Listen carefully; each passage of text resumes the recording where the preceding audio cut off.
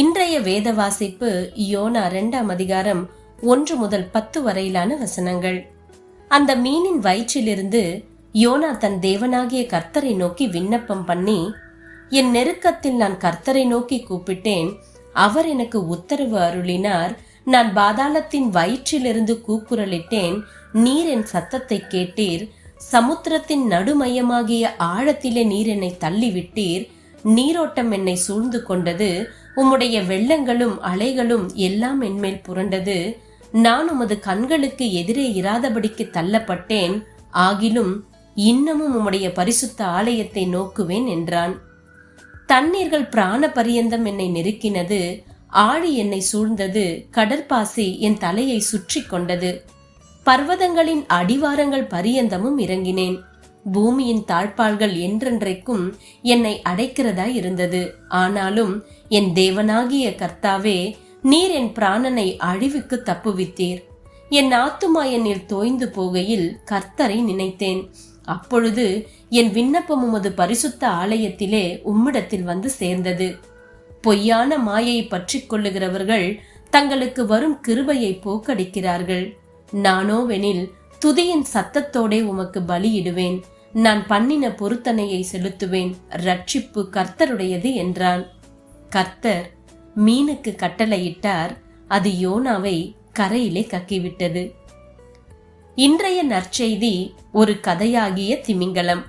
Michael ஒரு கடல் நண்டை பிடிக்க போன போது ஒரு கூம்பு திமிங்கலம் அவரை கவ்வியது.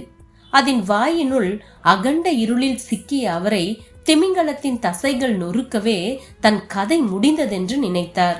திமிங்கலங்களுக்கு கடல் நண்டு பிடிப்பவர்கள் பிடிக்காது. எனவே 30 வினாடிகள் கழித்து அது மைக்கேலை வெளியே துப்பியது.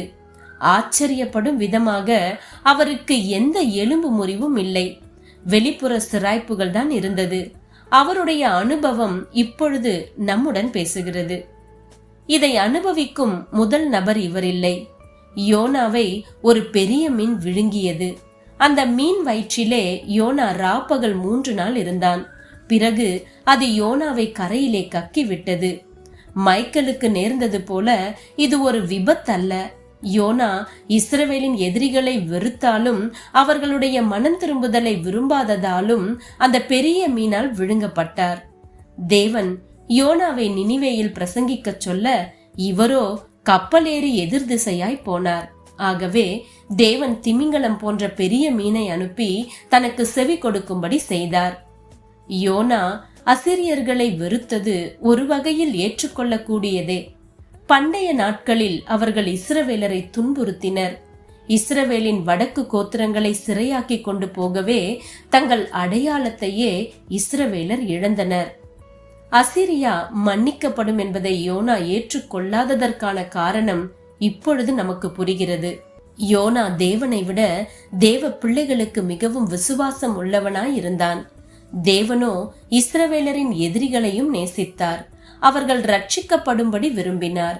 அவர் நம்முடைய எதிரிகளையும் நேசித்து அவர்கள் ரட்சிக்கப்படும்படி விரும்புகிறார். தேவ ஆவியானவரின் வழிகாட்டுதலோடு இயேசுவின் நற்செய்தியை சுமந்து அவர்களுக்கு நேரே விரைவோம்.